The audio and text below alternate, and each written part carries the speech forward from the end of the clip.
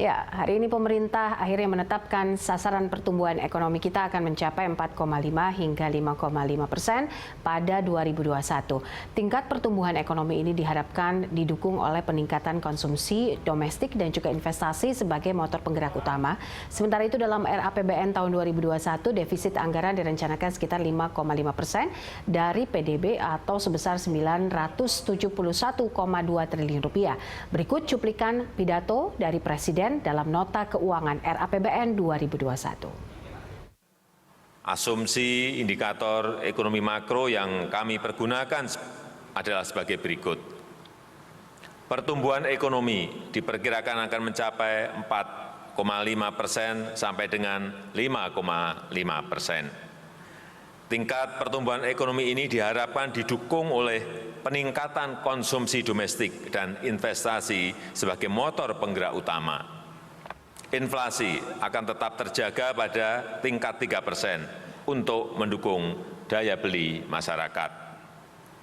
Rupiah diperkirakan bergerak pada kisaran 14.600 per 1 US dollar. Selain itu, suku bunga SBN 10 tahun yang diperkirakan sekitar 7,29%. Harga minyak mentah Indonesia (ICP) diperkirakan akan berkisar 45 US dollar per barel. Lifting minyak dan gas bumi diperkirakan masing-masing mencapai 705.000 barel dan 1.007.000 barel setara minyak per hari. Ketua, para wakil ketua, dan para anggota DPR RI dan DPD RI yang saya muliakan. Dalam RAPBN tahun 2021, defisit anggaran direncanakan sekitar 5,5% dari PDB atau sebesar 971,2 triliun rupiah.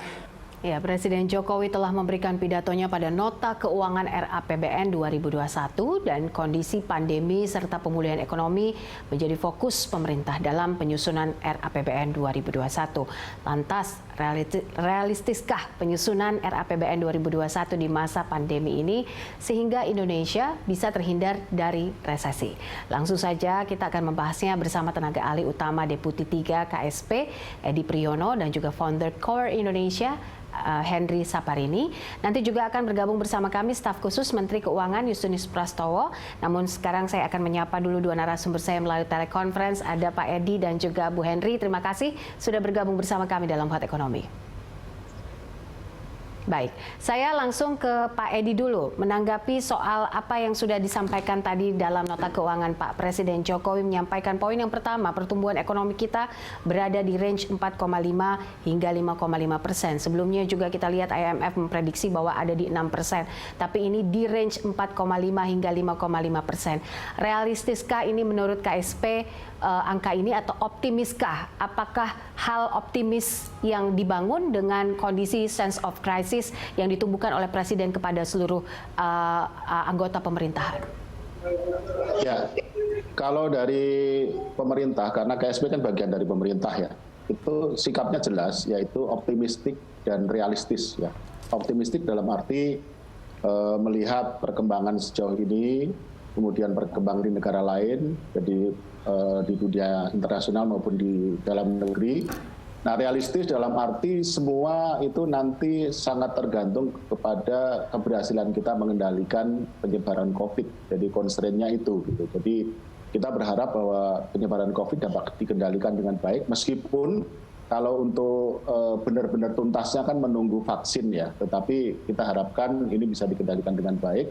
Dan kalau itu bisa dikendalikan baik, maka kita optimistik bahwa asumsi-asumsi itu bisa terpenuhi dan artinya tidak perlu melakukan perubahan postur RAPBN atau nanti APBN tahun 2021. Jadi baik. Kalau dari pihak pemerintah, kami optimistik dan sekaligus realistis. Oke, baik. Pernyataan yang tegas soal realistik dan juga optimistik dengan kondisi yang ada. Sense of crisis itu memang yang harus ditumbuhkan dari apa yang Pak Presiden bicarakan tadi. Bu Henry, tanggapan Anda soal postur APBN yang sudah diumumkan saat ini, realistiskah, optimiskah, atau konservatifkah menurut Anda? Baik, ini tentu saja sebuah penyusunan RAPBN yang tidak mudah, Pak. Ya, karena saat ini pun kita masih menghadapi ketidakpastian. Ya. Sebenarnya kalau kita bicara tentang target-target yang tadi disampaikan oleh Presiden di dalam pidato, besaran-besaran fiskal yang akan dilakukan ini hanya satu dari dua senjata yang dimiliki oleh pemerintah, kan. Karena pemerintah memiliki dua senjata, yang satu adalah lewat fiskalnya, lewat anggarannya, dan yang kedua adalah dari kebijakan sektoral nanti yang akan mengikuti tadi. Karena kita justru yang saat ini sangat diharapkan, yang belum kita lihat dalam beberapa waktu terakhir ini adalah bagaimana mengeksekusi itu dengan dukungan kebijakan-kebijakan di sektor sektoral. Nah, jadi kalau dilihat misalnya pertumbuhan ekonomi, apakah mungkin tahun depan itu akan 4,5 sampai 5,5. Sangat tergantung 2020 ini berapa pertumbuhan ekonomi yang akan kita capai. Kalau dari lembaga kami memperkirakan antara minus 1,5 sampai minus 3%. Artinya 4,5 atau 5,5% itu bukan sesuatu yang sangat sulit dicapai.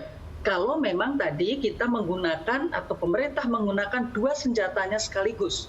Tidak hanya bicara tentang anggaran, tetapi bicara juga tentang kebijakan-kebijakan yang akan diambil di sisi perdagangan, di sisi perindustrian dan sebagainya. Jadi di sektor di sektoralnya.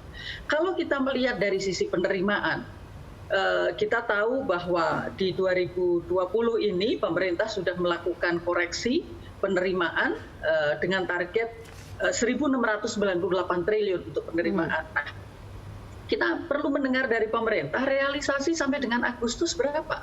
Kalau ternyata realisasinya itu masih kurang dari 600 atau sekitar 600 triliun, artinya akan ada kekhawatiran terhadap shortfall yang cukup besar di 2020.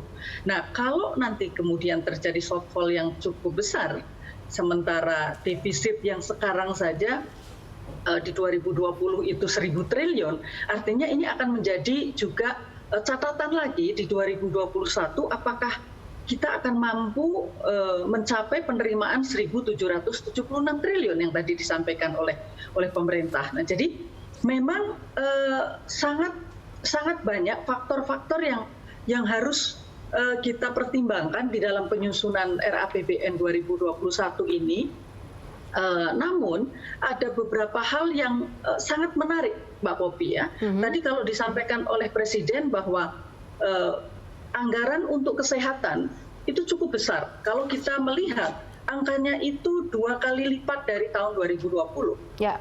Dan itu inline dengan anggaran atau prioritas yang ditetapkan oleh Komite Penanganan COVID dan Pemulihan Ekonomi Nasional yang sebesar 169 triliun. Nah, kita kepingin tahu ya, apakah benar bahwa 2021 itu masih ada kekhawatiran COVID ini belum akan terselesaikan dengan alokasi anggaran yang demikian besar ini kan. Nah, jadi ini kan perlu penjelasan atau anggaran yang ada sebesar 170 triliun ini apakah akan digunakan untuk menyiapkan penguatan dari sisi kesehatan. Demikian juga anggaran untuk perlindungan sosial yang nilainya 2 kali lipat dari tahun 2020 ya.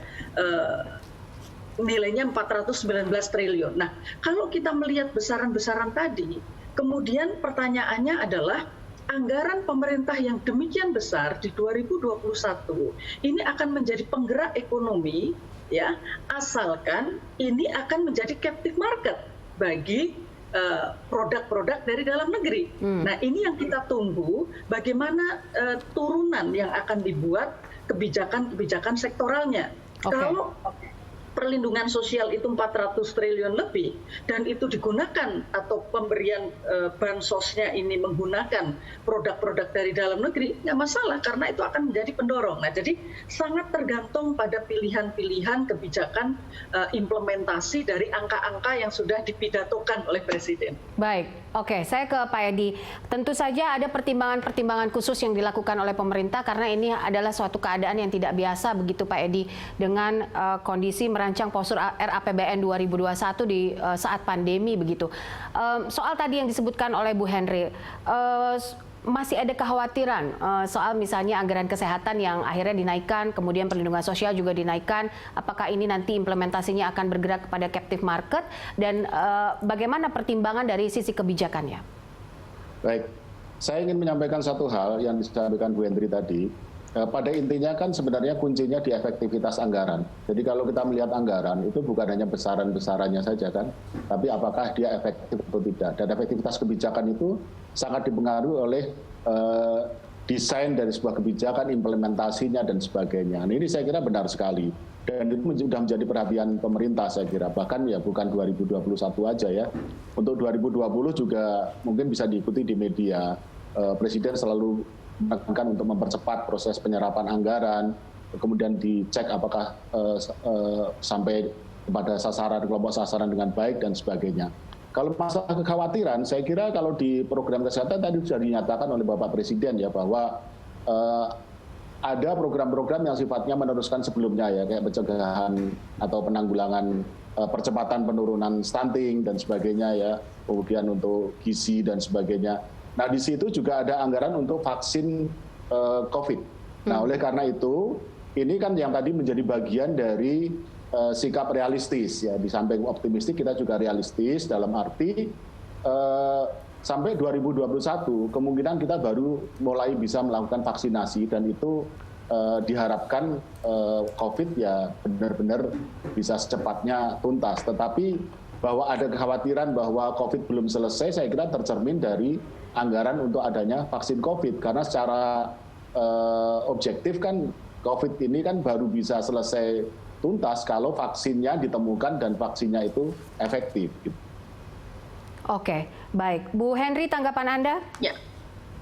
Ya, jadi kalau tadi Pak Edi memang menyampaikan bahwa efektivitas itu ada dua. Yang pertama adalah realisasi dari anggaran yang sudah dialokasikan cukup besar dan saat ini tidak mudah untuk mencari pembiayaan bagi anggaran pemerintah karena ongkosnya semakin lama semakin mahal ya, kita tahu